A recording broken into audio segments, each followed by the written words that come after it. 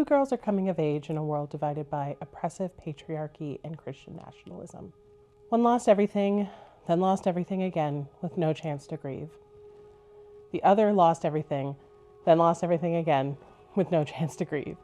They're both thrust into a situation that neither of them is prepared for. But that's kind of all of us right now, isn't it? Today we're going to talk about the first 3 episodes of The Testaments. Welcome to Cinematire. This is your future. How will you dress it?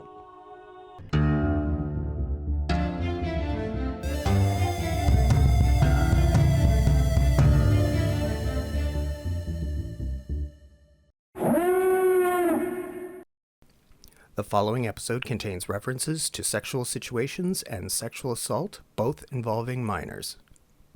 And she talks about some lady stuff, you guys. Viewer discretion is advised.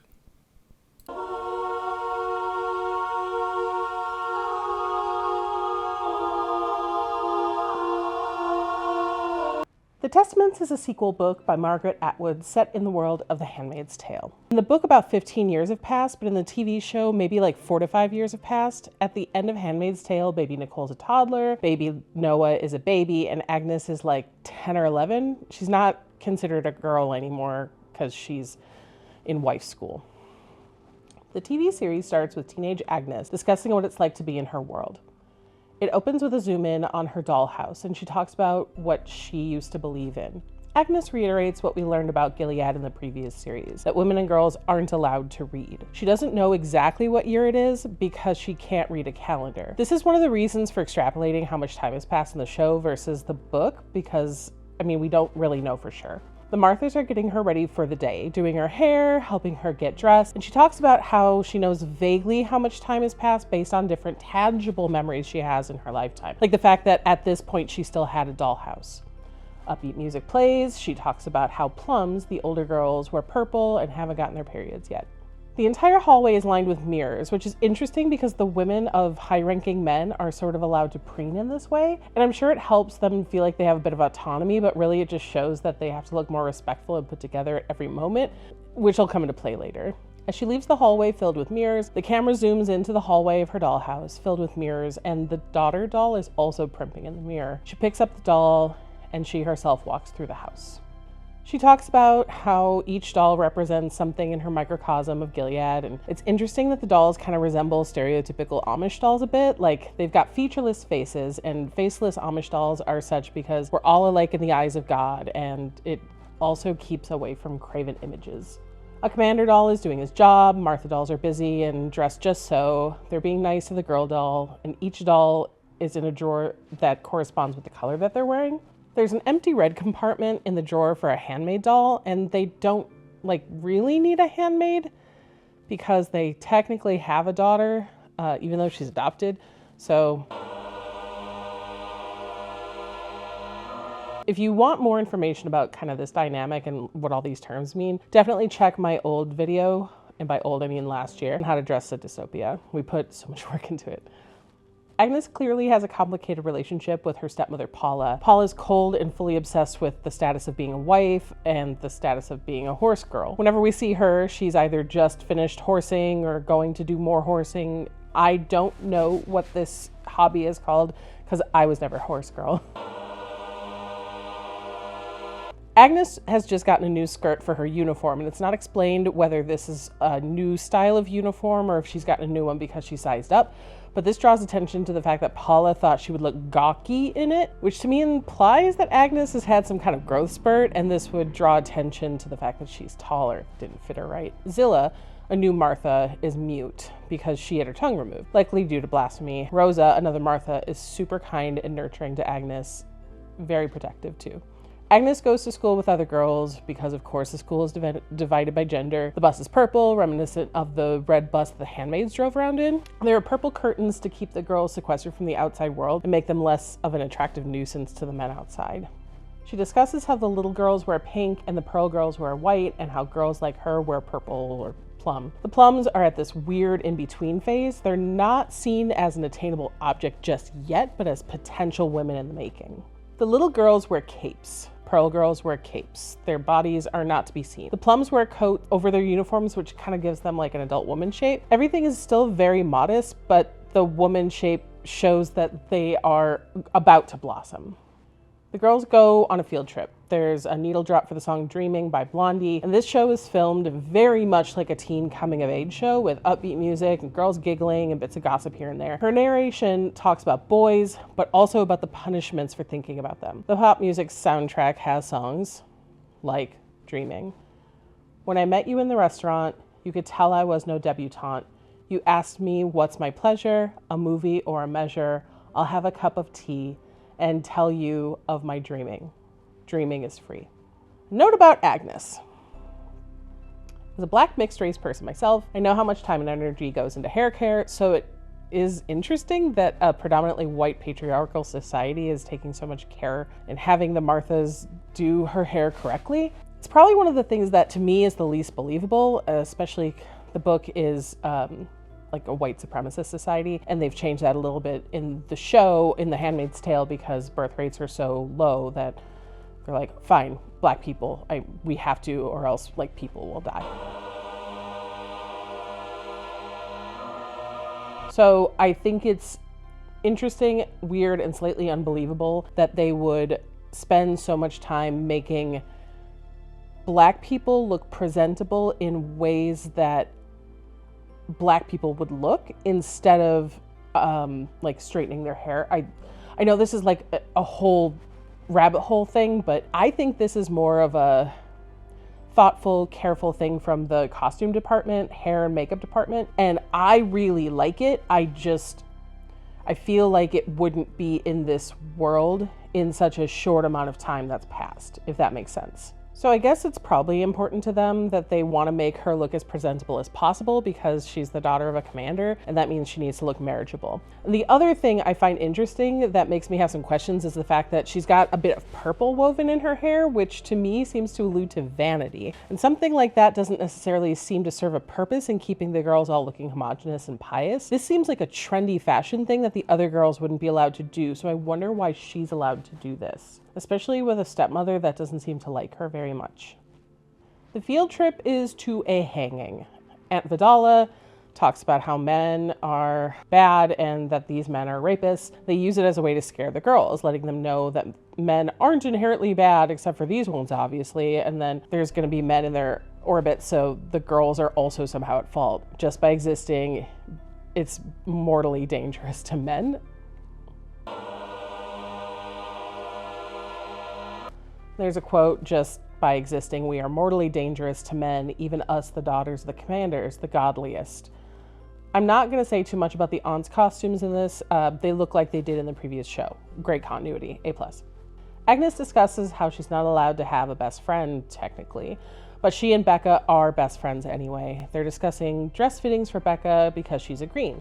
She got her period, and as discussed in my other video, green means they are ready.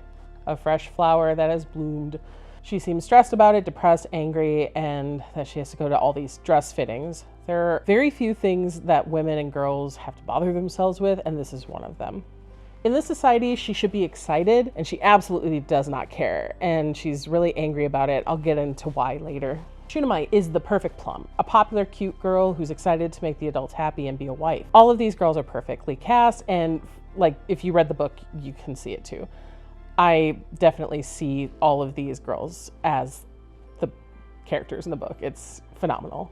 So just a quick color key for you guys. And like I said, just go check out the last video because we went so more in depth. But pink dresses are for the little girls. They wear shapeless calf-length capes over their uniforms. White is for the pearl girls, who are converts from the outside. They're generally fertile and eager for a new start. It's a pet project of Aunt Lydia, and the pearl girls are a bit like Mormon missionaries or Jehovah's Witnesses. In the book, 2 are sent over the border to preach the good word, and then 2 are sent back.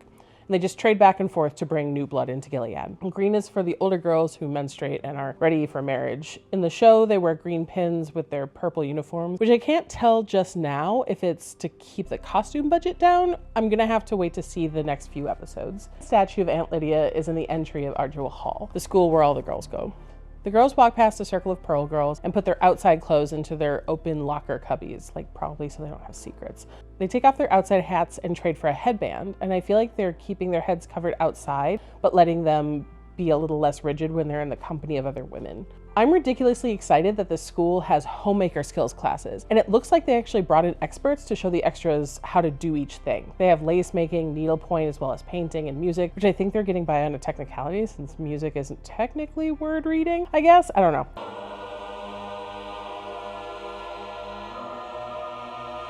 Agnes's classmate Hulda is embroidering black-eyed Susans, which symbolize encouragement and justice if you like reading into the language of flowers.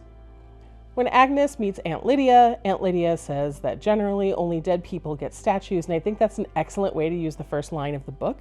Only dead people are allowed to have statues, but I have been given one while still being alive. Already I am petrified, which here would mean scared. In the show, she says she has been prematurely petrified, and I just find it a little funny play on words. In this scene, we get to see a little bit more detail of Agnes's uniform. She appears to be wearing a cotton gauze blouse with a bit of texture to it. It has a slightly narrow collar, but with a nice sharp ruffle detail that's been pressed down to give it the appearance of pleats without actually being pleats. She's also wearing an exceedingly plain pinafore with an interesting crossover skirt, purple socks, and purple high boots with no visible closures.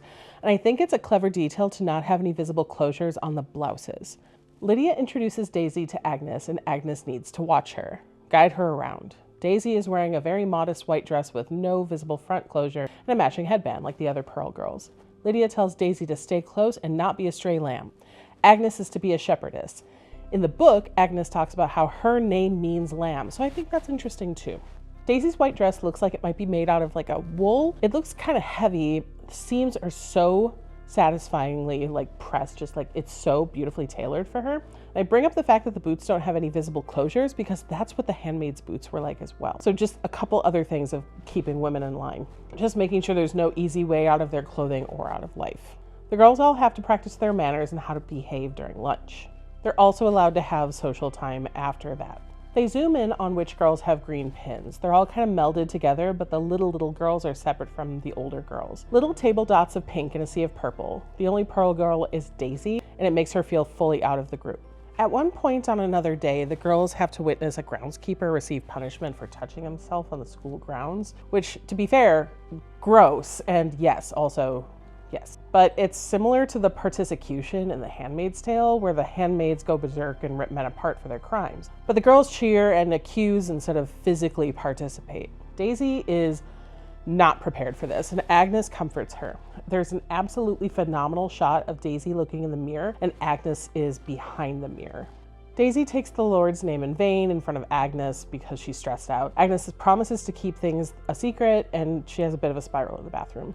She's afraid Aunt Lydia might cut her tongue out, sort of like we heard about Zilla earlier. Another little costume touch that I like is that from the before times, Daisy has a tragus piercing, and in Gilead, they put a pearl in that piercing. Very clever. Later, Daisy and the Pearl girls are sleeping in one room, which feels a lot like the Red Center, which was the place where all the handmaids slept in the last book / series.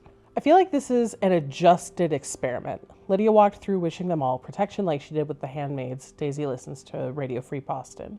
The needle drop is Dreams by Cranberries, another dream-themed song, and we have a flashback of Daisy back in Canada wearing normal kid clothes. Super cute sweater that's like loose weave. She doesn't have that thing that bugs me, the euphoria effect. She looks like a kid that picked out her own clothes, and we see a familiar face in the vintage store. Then we go back to Agnes, and she's wearing a wonderful bonnet, a thing that finally I'm seeing a lot more often in shows that portray Black people just living life.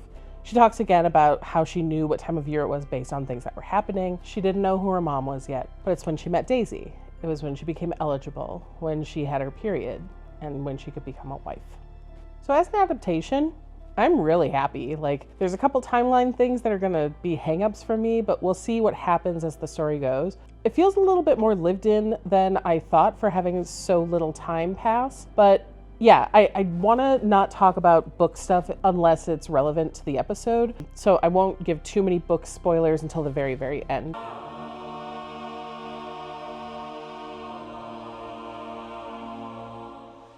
As we get to episode 2, we jump right into Agnes dealing with her first period. She's excited but afraid.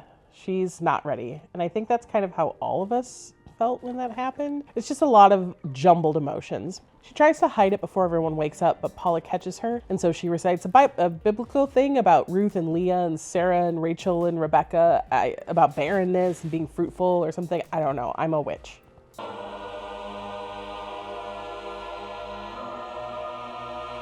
Paula half accuses Agnes of making it up before presenting her with all the things and go with being a growing woman or whatever and giving her the talk. And I find the attention to detail of making and using reusable pads a great touch, because the one thing that Gilead has that's not bad actually is environmentalism.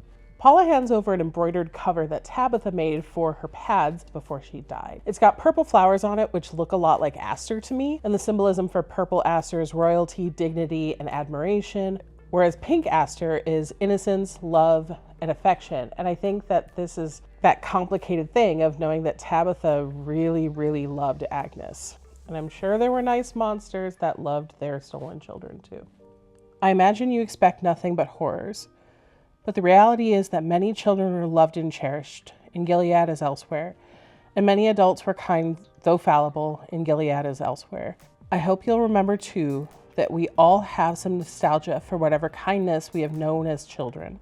However bizarre the conditions of that childhood may seem to others, I agree with you that Gilead ought to fade away. There is too much wrong in it, too much that is false, and too much that is surely contrary to what God intended. But you must permit me some space to mourn the good that will be lost.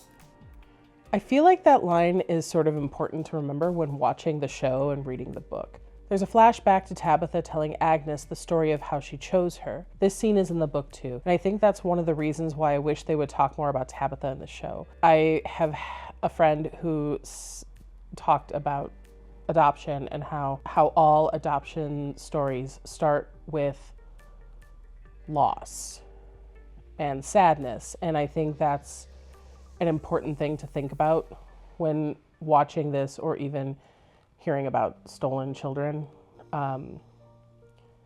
It is all incredibly complicated, especially when you are the child and having to think about how their feelings are complicated.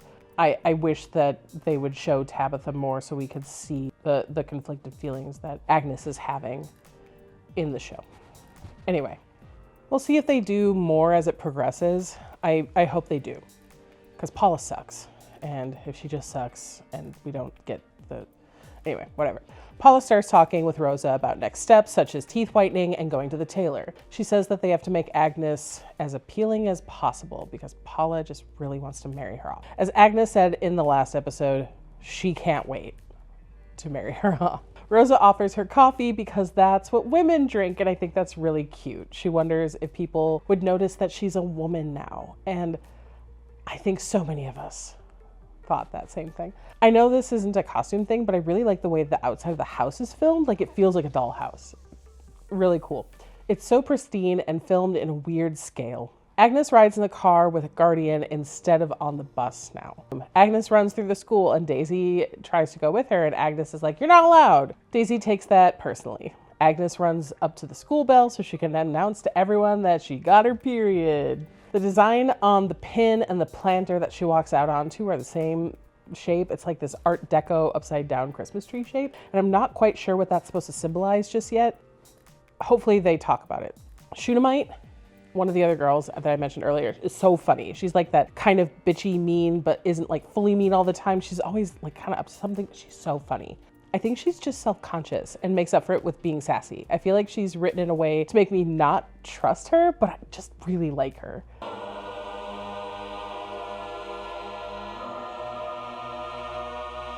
The girls have to go to corrections, which is one of the rooms that Agnes shows Daisy earlier during the school tour. Corrections is in the same wing as the aunts. Daisy is wearing a leather muzzle just like the handmaids. She made a confession about how she took the Lord's name in vain, and she's definitely doing this to narc. Agnes has to punish her the same way the handmaids had to do in the circle. So much of what the Plums have to do is what they practice with the handmaids, and it's definitely a way of keeping the girls in line. So Daisy does fully end up narking on Agnes, and they both have to go wash their mouths out with soap. At this point, Daisy sucks, but Shunammite warned Agnes not to trust Pearl, so here we are. Agnes goes to the dentist, as was discussed with Rosa.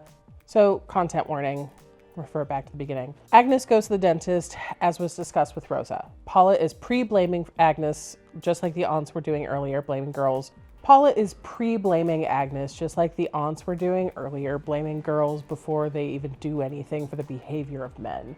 Agnes doesn't know science, but Paula knows enough to preemptively blame her for what she knows will likely happen. The dentist is telling her that she has perfect teeth and is mature for her age.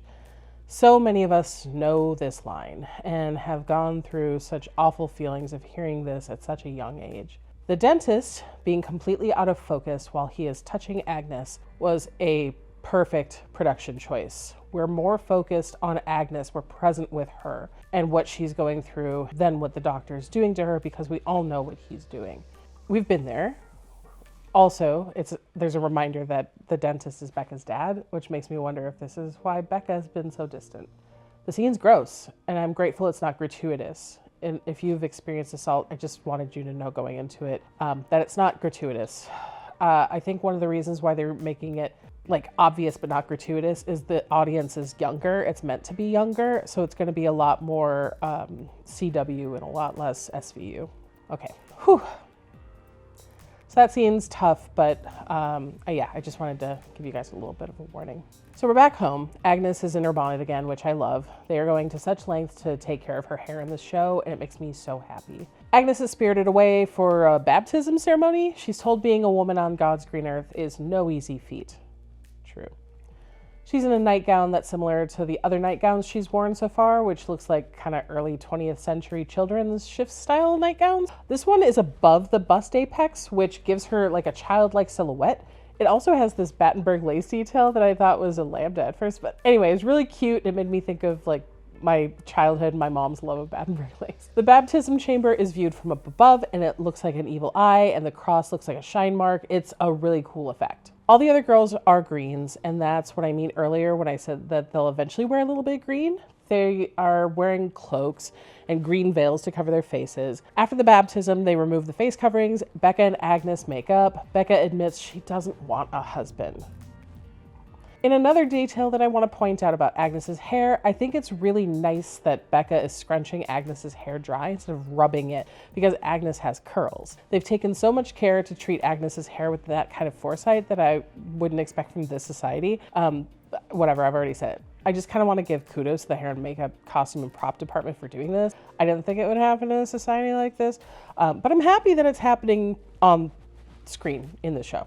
I like to see it. As I said earlier, my hair is similar to hers, and I grew up in the 80s and 90s. It wasn't common for white mothers of black children to know how to do our hair, and my mom was a rarity in that she did so many experiments to figure out the best way to do my hair, not what was easiest for her. And I don't think I met many like birth or adopted or foster parents until my late 20s that took the kind of hair my mom did with me. But this leads me to believe that Becca just really loves Agnes. And I also wonder if this is why Zilla was hired to do Agnes's hair. Like, did they hire specifically a Black Martha so that Agnes had good hair care? Later, we see Daisy making a map in the bathroom. She hides silently in the stall when she hears a noise, and it reminds me of when June and Moira were in the Red Center. Later, we see Agnes with her green cloak, and she's talking to a guardian who's really young, and he's also smoking. Naughty. Like, made me think of Serena Joy. I'm honestly sad that they're not talking about Tabitha more and that Paula isn't worse. She sucks. She's absolutely terrible, but she's not as bad as she is in the book. And I guess in the end that makes her a little bit more insidious. The episode ends with her father presenting her to all of his dude friends, and it's super gross. And she's talking about how she's a woman now or whatever. And the needle drop is going to the chapel by the Dixie Cups, which, yeah. This continues to be a really good adaptation. I like how important what they're wearing is and how they look is treated in the show. We almost never see men. This is a woman's story, and they're like really serious about presenting it that way.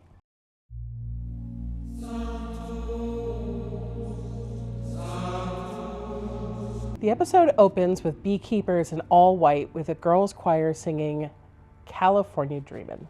They're collecting and bottling honey. They're wearing masks and veils like nuns. The labels are bees with sun rays, like they're holy. And the scene is really haunting. We get a flashback to a vintage store with an older woman in glasses talking to two Pearl girls. In the book, the store is called the Clothes Horse, and I don't know if they're going to reference this in the show, but it's a cute name, so I thought I'd say it. But it's a vintage store. This is Daisy's mom. Daisy asks why she's being so nice to those freaks. Her mom asks, why be cruel? And this reminds me of my own younger brother, who was always nice to Mormon missionaries when they would come to his door when he was younger, living in northern Minnesota. He would invite them in for tea and just be nice to them. Part of the indoctrination of people in these sorts of religious sects is sending unsuspecting young folks out into the world to see how cruel outsiders are.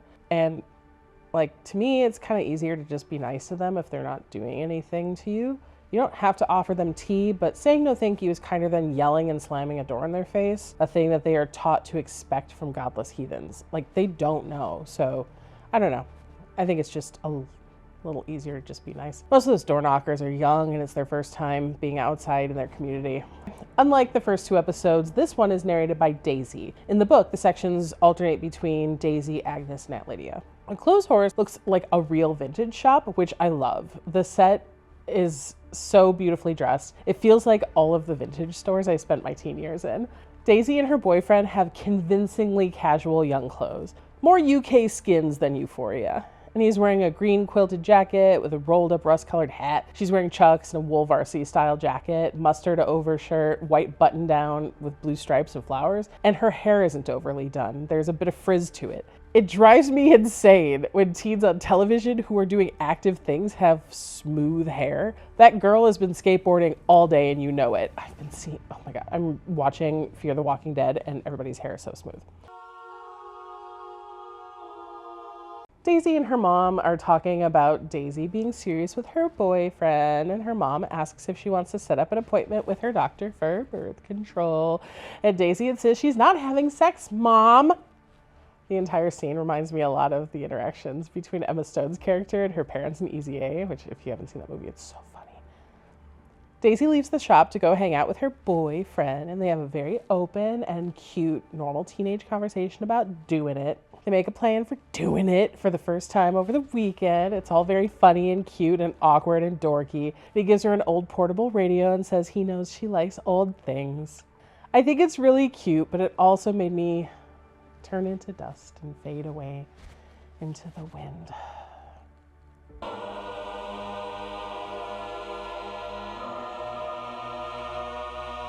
As Daisy is skateboarding back to the shop, the police are there and she sees that her parents are dead. Forward to the Pearl girls loading their honey into a truck, followed by them cleaning a room and then serving the aunts. The aunts are chatting, assuming the Pearl girls will likely become Econo wives, and are confused why Daisy is paired with a commander's daughter.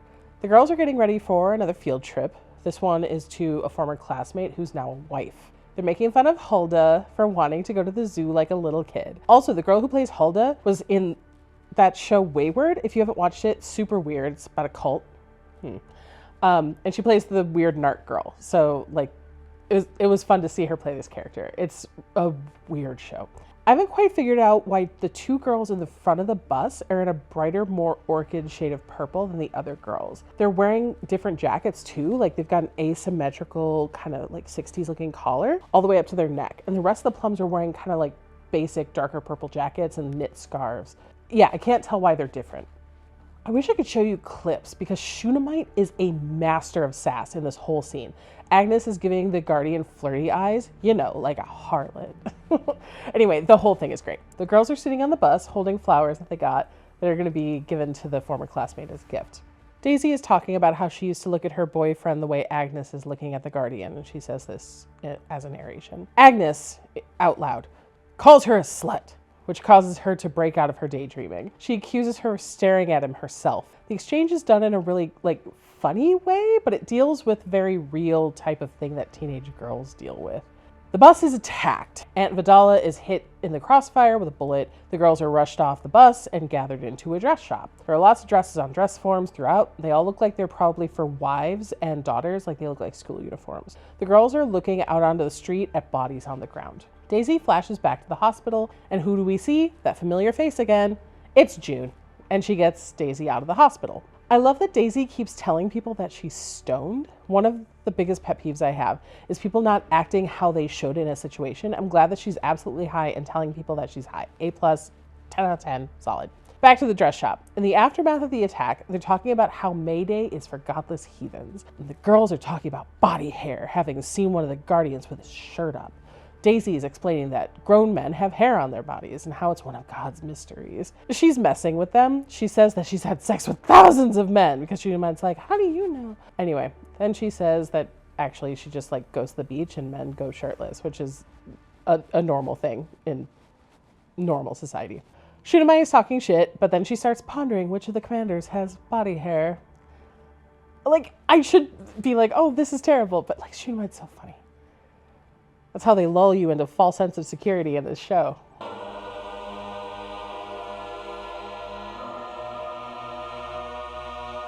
Back to Daisy's flashback. She's taking off all her external layers and she's wearing this floral shirt from Levi's. It's covered in flowers that look similar to the embroidered flowers we saw the Plums doing in class. June is telling her more about her background and how she's originally from Gilead. Her parents adopted her to keep her safe, and June and her parents were in May Day together. Daisy doesn't believe this because her parents are dorks and that they don't understand technology or something. You know, like parents. Daisy asks for her phone and June says no. She ends up sneaking out to bang her boyfriend. My man! He tells her to go to the police and they reiterate how unbelievable it is that her adopted parents would be operatives because they suck at technology. They're old, am I right? It's hilarious. Anyway, she sneaks back, but realizing nothing will be the same and is glad that June is waiting for her, offering her to help her, and they hug and cry and all that stuff. A week later, they redo the field trip. They go to see the young wife, who is Penny, their former classmate, or Mrs. Judd. And the girls bring gifts, just like before. Mrs. Judd said that she got to decorate the entire house, except for this painting that she wants to replace. It's Gustav Klimt's Schloss Kammer on Attersee, which is from a series of paintings of a house, it's a villa, from different angles. The girls are so excited about the tour, and I think they all feel very grown up. Aunt Vidalla's arm is in a sling, and she's very irritated that Martha is taking so long to take her coat. The song Cherry on Top by Tabitha Meeks plays, and it's another song about marriage. Penny is talking about the nursery that they're putting together. She says that she's been feeling a bit under the weather, the implication being that she's pregnant. And it's interesting to see a girl so close in age in the blue of a wife. This is an aspirational trip for them. The painting she chose to put on the wall is by Mary Cassatt, and it's called Mother About to Bathe Her Sleepy Child. Because every art kid had their hyperfocus when they were little. When I was in elementary school, my hyperfocus was Impressionist painters, and Mary Cassatt was one of my favorites. She painted mostly children and women. I knew this was one of Mary Cassatt's paintings right away. It's such a sweet, cute painting. It's really quiet. The contrast of Penny wanting a painting of a mother and child and her husband wanting a painting of property is really interesting to me. It's interesting that Aunt Vidalla is not sitting with the girls. She doesn't seem as involved as the aunts did with the handmaids. It's interesting. Commander Judd kind of looked like Commander Waterford at first, and I think that's why they were trying to film him from the back and side for so long. He's bragging about how perfect Gilead is. Most of the girls at the table appear to be Greens. Daisy is sitting farthest away from Mrs. Judd at the table, and she's kissing so much ass. After a long day, it's dark and the girls get ready to leave. The first one out is Daisy. She reveals what we've known all along, that she's not a Pearl girl, and she talks with the Guardian. His name is Garth. They debrief a bunch, and I'm not going to go too much into it. She swears a bunch. I bet that felt good for her. She hands over the map that she made to Garth, and she's really mad that the girls got hurt, and she's like, oh, well, these Guardians are clearly dumbasses, because if you don't mean for teenage girls to get hurt, but they do, you're not good at your job. She asks to see June, and he's like, who's June? Final flashback. June is clearing up stuff with Daisy. She says that Gilead wants to take Daisy back because they think she belongs to them, and she got away. Daisy got out when she was a baby. All right, final thoughts for these first 3 episodes. I am pretty pleased, actually. The things that I thought were gonna be a hang up, like I can kind of put aside for now and I'll talk about it later. I don't want to talk about the book stuff too much because I think it'll be a spoiler for the show. I'm gonna continue referencing the book as little as possible until I do the end wrap up. I recommend listening to the audiobook if you haven't had the chance. Anne Dowd, who plays Aunt Lydia, reprises her role. And then Agnes's parts and Daisy's parts are narrated by Bryce Dallas Howard and Mae Whitman. I really like that each episode is narrated by one specific person, just like in the book. I like the attention to detail so far, especially since for the most part, they're all wearing uniforms. Pajamas and the clothing that Paula wears seem to be the exceptions. I'm looking forward to seeing more of the clothing-based things that happen in the future, depending on how true they stay to the book. So we'll see, I guess. And I'm for sure going to do a wrap-up episode at the end of the season and kind of do some unplugged episodes over on my Patreon so we can get these out a little bit faster for patrons. I'm also going to put my notes up over on Patreon like I've been trying to do. Now to ask you, do you feel the clothing from Gilead has evolved believably from the last series? What do you think the Green's new wardrobes will look like? What skill do you think you would excel at Ardua Hall if you were a student there? If you like this video, please check out my other videos. My secret power is never shutting up about anything. So I definitely have quite a few up despite the fact that we have a pretty sporadic upload schedule. Please like and subscribe. Comments make me so happy. I love chatting with you guys. Thank you so much to my patrons. You guys are so awesome and you keep me motivated to discuss more things. Thanks for believing in this silly little channel. I appreciate it more than you'll ever know. If you're looking for more content, I'm sharing my notes over on Patreon. If there's anything you want me to elaborate on, please ask over there to make sure that I see it. Link is in the description. And for patrons, I hope you like those little sewing skill videos I've been posting. Let me know what you want to see. And until next time, be fancy, be adventurous, and don't let the bastards grind you down.